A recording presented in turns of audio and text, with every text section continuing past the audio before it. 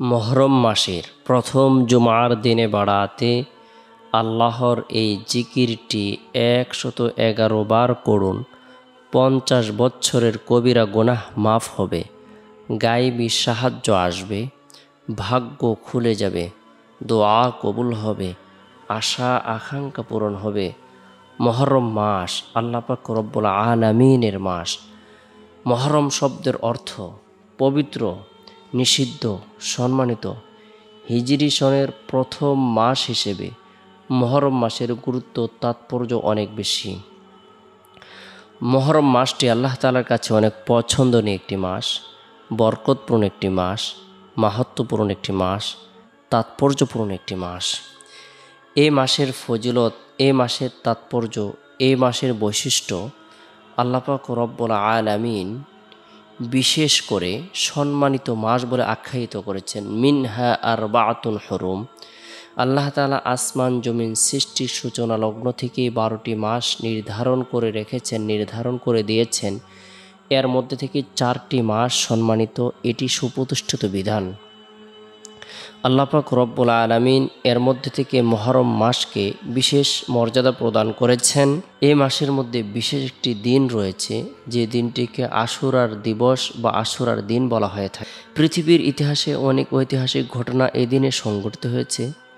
বিশুদ্ধ বর্ণনা মতে পবিত্র আশুরার দিবসে আরাফার ময়দানে হজরত আদম আলাইহিস সালামের তওবা কবুল হয়েছিল। এই দিনে হজরত নূহ আলাইহিস সালামের নৌকা মহাপ্লাবন শেষে জুদি পাহাড়ে এসে আটকে যায়। এই দিনে হজরত মূসা আলাইহিস সালাম ও তার সম্প্রদায় বনি ইসরায়েলের জুলুম নির্যাতন থেকে, ফেরাউনের জুলুম নির্যাতন থেকে মুক্তি পান এবং ফেরাউন সদল বলে পানিতে ডুবে ধ্বংস হয়ে যায়। এছাড়া অনেক ঐতিহাসিক ঘটনা এই দিনে সংঘটিত হয়েছে। ঈমান ও কুফরের লড়াই হয়েছে, হক ও বাতিলের দ্বন্দ্ব ও সংঘাত হয়েছে। পরিণামে আল্লাহ তাআলা সর্বদাই হক ও হক্কানিয়তকে জয়ী করেছেন, বাতিল অপশক্তিকে পরাজিত করেছেন।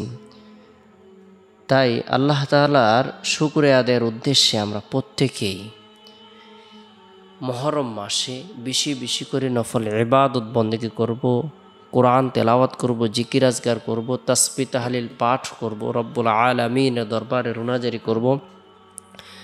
আল্লাহ তাআলা আপনার আমার জীবনের সকল গুনাহকে মাফ করে দিবেন। মহরম মাস বরকতপূর্ণ একটি মাস।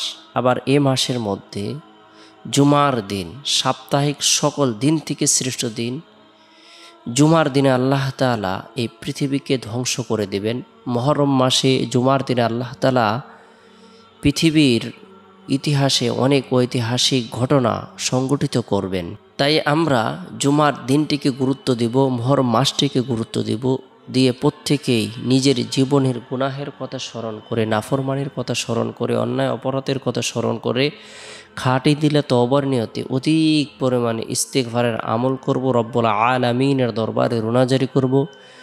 জুমার দিনে অথবা রাতে কোনো মুমিন মুসলমান যদি ইন্তিকাল করে মারা যায়, আল্লাহ পাক রব্বুল আলামিন তাকে কবরের ফিতনা, কবরের সওয়াল জবাব, কবর আযাব থেকে নিরাপত্তা দান করবেন।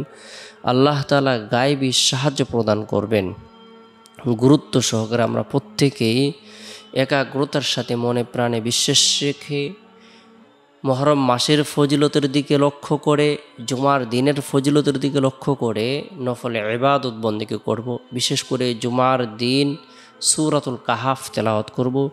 যে ব্যক্তি জুমার দিন সূরাতুল কাহাফের আমল করবে, তেলাওয়াত করবে, আল্লাহ পাক রব্বুল আলামিনের দরবারে সাহায্য কামনা করবে। আল্লাহ তাআলা বরকতপূর্ণ এই আমলটির উছিলা তাকে বিশেষ নিয়ামত প্রদান করবেন।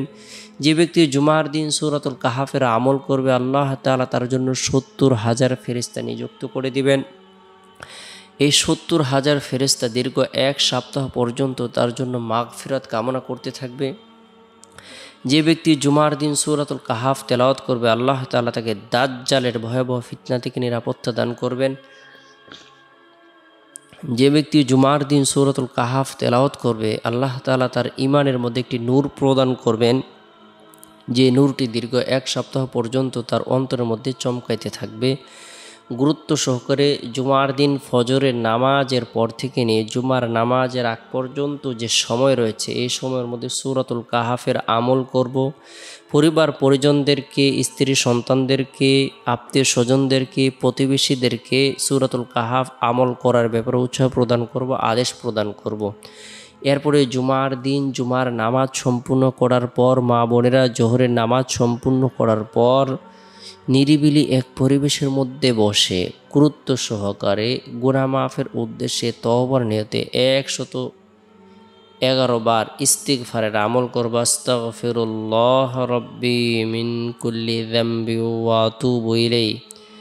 যে ব্যক্তি ইস্তিগফারের আমল করবে, তওবা করবে, আল্লাহ তাআলা তাকে পছন্দ করবেন, ভালোবাসবেন, তাকে ক্ষমা করে দিবেন, তার পদমর্যাদাকে বৃদ্ধি করে দিবেন, তার ধারণার বাইরে রিজিক প্রদান করবেন।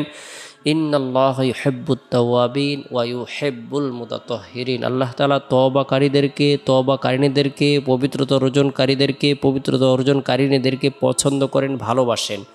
তাই গুনাহ মাফের উদ্দেশ্যে তওবার আমল করব, ইস্তিগফারের আমল করব। এরপরে গুরুত্ব সহকারে 111 বার আল্লাহর এই জিকিরটি করব। হাসবুনাল্লাহু ওয়া নি'মাল ওয়াকিল, হাসবুনাল্লাহু ওয়া নি'মাল ওয়াকিল। আমার আল্লাহই আমার জন্য যথেষ্ট। আল্লাহ তাআলা সর্বোত্তম অভিভাবক। আমার দুঃখ দূর করার জন্য আল্লাহই যথেষ্ট। আমার পেরেশানি দূর করার জন্য আল্লাহই যথেষ্ট। আমার গুনাহ মাফ করার জন্য আল্লাহই যথেষ্ট। আমার অভাব দূর করার জন্য আল্লাহই যথেষ্ট। আমার দুঃখ কষ্ট দূর করার জন্য আল্লাহই যথেষ্ট। আমার শারীরিক সুস্থতার জন্য আল্লাহই যথেষ্ট। মানসিক পেরেশানি দূর করার জন্য আল্লাহই যথেষ্ট। ঋণ পরিশোধ করার জন্য আল্লাহই যথেষ্ট। হাসবুনাল্লাহু ওয়া নি'মাল ওয়াকিল, হাসবুনাল্লাহু ওয়া নি'মাল ওয়াকিল। বরকতপূর্ণ এই মাসে এবং বরকতপূর্ণ এই দিনে কোনো ব্যক্তি যদি আল্লাহর প্রতি ইয়াকিন রেখে হাসবুনাল্লাহু ওয়া নি'মাল ওয়াকিল বরকতপূর্ণ এই দোয়াটির জিকির করে, আল্লাহ তাআলার দরবারে গুনাহ মাফের জন্য দোয়া করে, আল্লাহ তাআলা তার জীবনের 50 বছরের সগীরা কবিরা গুনাহকে মাফ করে দিবেন। আল্লাহ তাআলা তার দোয়াকে কবুল করবেন, ভাগ্যকে পরিবর্তন করে দিবেন, আশা আকাঙ্ক্ষাকে পূরণ করে দিবেন। বরকতপূর্ণ এই দোয়াটির আমল করব। এরপরে জুমার দিন আসরের নামাজ সম্পূর্ণ করার পর গুরুত্ব সহকারে নবী সাল্লাল্লাহু আলাইহি সাল্লামের প্রতি মহব্বত রেখে, ভালোবাসা রেখে দুরুদের আমল করব। আল্লাহুম্মা সাল্লি আলা মুহাম্মাদিন নাবিয়্যিল উম্মি ওয়া আলা আলিহি ওয়া সাল্লিম তাসলিমা। যে ব্যক্তি জুমার দিন বরকতপূর্ণ এই দুরুদের আমল করবে, আল্লাহ তাআলা তার 80 বছরের সগীরা গুনাহকে মাফ করে দিবেন। সুবহানাল্লাহ। বরকতপূর্ণ এই দুরুদের আমল করব। এরপরে জুমার দিন মাগরিবের পূর্ব মুহূর্তে রব্বুল আলামিনের দরবারে কাকুতি মিনতি করে, হাত উত্তোলন করে নিজের জন্য, পরিবার পরিজনদের জন্য, আত্মীয় স্বজনদের জন্য, জীবিতদের জন্য, মৃতদের জন্য, বিশ্ববাসীর জন্য, সমস্ত উম্মতে মুহাম্মদের জন্য, বাবা আদম আলাইহিস সালাম থেকে নিয়ে আজ পর্যন্ত যত মুমিন মুমিনাত দুনিয়া থেকে চলে গেছেন সকলের জন্য রব্বুল আলামিনের দরবারে কাকুতি মিনতি করে রুনাজারি করব, প্রার্থনা করব, দোয়া করব। আল্লাহ তাআলা দোয়ার বদৌলতে, দোয়ার বরকতে কঠিন ও জটিল বিপদ দূর করে দিবেন, গায়েবী সাহায্য প্রদান করবেন, আশা আকাঙ্ক্ষাগুলোকে পূরণ করে